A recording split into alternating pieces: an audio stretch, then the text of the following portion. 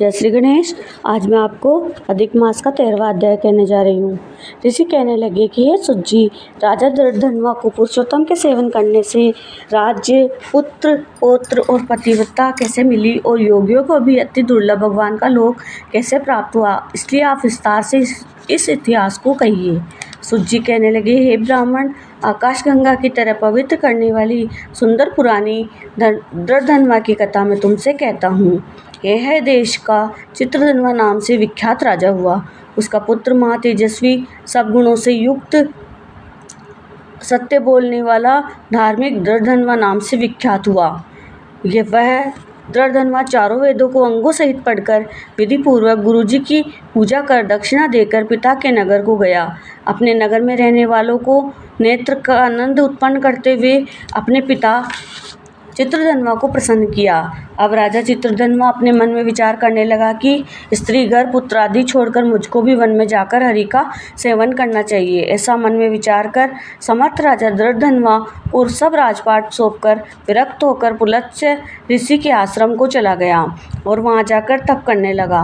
कितने ही काल तक जब तप करके चित्रधनवा हरि के नाम धाम को चला गया।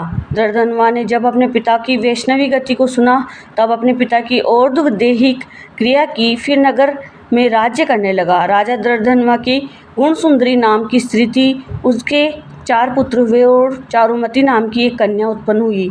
उसके पुत्र चित्रवाक, चित्रवाह, मणिमान और चित्रकुंडल नामों से विख्यात हुए। श्री नारायण कहने लगी कि एक समय सोते हुए उस राजा के मन में विचार उत्पन्न हुआ कि मेरा सब वैभव किस पुण्य के प्रभाव से हुआ। न मैंने कोई तप किया, न दान दिया, न कुछ हवन किया।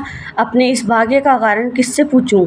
इसी विचार से राजा की सारी रात्रि व्यतीत हो गई। प्रातः ब्रह्म मुहूर्त में उठकर यथाविधि स्नानादि करके खड़ा होकर उदय होते हुए सूर्य को अर्घ्य देकर, ब्राह्मणों को दान आदि देकर और नमस्कार करके वह राजा घोड़े पर चढ़कर तत्काल शिकार के लिए वन में गया।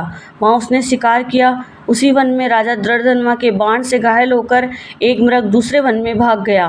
घायल मृग के शरीर से गिरते हुए रुधिर के निशानों से राजा दृढ़धनवा भी उसके पीछे पीछे भागा, पर थोड़ी देर में मृग राजा की दृष्टि से ओझल होकर कहीं छिप गया। राजा ने प्यास से व्याकुल होकर फिरते फिरते सागर के समान एक सरोवर को देखा। वहां तत्काल जाकर उसने पानी पिया। वहीं उसने अत्यंत घनी छाया वाला वट का वृक्ष देखा। उसकी जटा से घोड़े को बांधकर राजा वहां पर बैठ गया। वहां पर वाणी बोलता हुआ एक शुक पक्षी आया। राजा को अकेले बैठा हुआ देखकर वह शुक पक्षी बार बार एक ही श्लोक बोलता रहा, तू पृथ्वी में अत्यंत सुख को देखकर सार वस्तु को नहीं विचारता तो कैसे तेरे पार पहुँचेगा। ऐसे उसके इस रहस्यपूर्ण वचनों को सुनकर राजा को यही सूझ हुआ कि यह बार बार यह शुक ऐसे वचन क्यों कहता है। या ये सुखदेव जी हैं, मुझ मूढ़ को संसार सागर में डूबे हुए देखकर मुझको श्री कृष्ण का भक्त समझकर मुझ पर कृपा करके उद्धार करने को आए हैं।